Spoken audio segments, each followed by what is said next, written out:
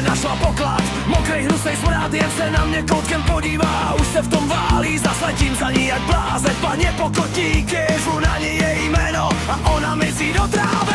Zkus ji chytit, i když uhýbá, zkus ji chytit, když zdrhá. V hlavě má jen jeden plán a ten smrad jí prostě láká. Už ji skoro držím v ruce, už nic budovaný, jenže sotva zavřu dveře, zase zdrhne ven jak rana. Zase v tom, ten tvůj smradlavej sen.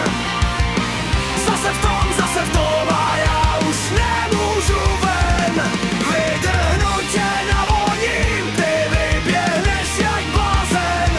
Zase v tom a všechno je zas háje.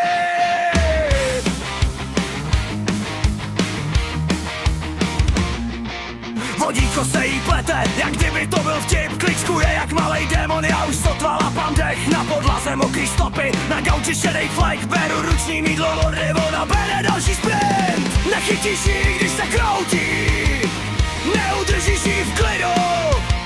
Vždycky najde cestu zpátky tomu svýmu smradu. Může zářit jak reklama, může vonět jak květ. Otevřu jen jednou dveře a už letí zpátky ven. Zase v tom, ten tvůj smradlavej sen. Zase v tom a já už nemůžu ven.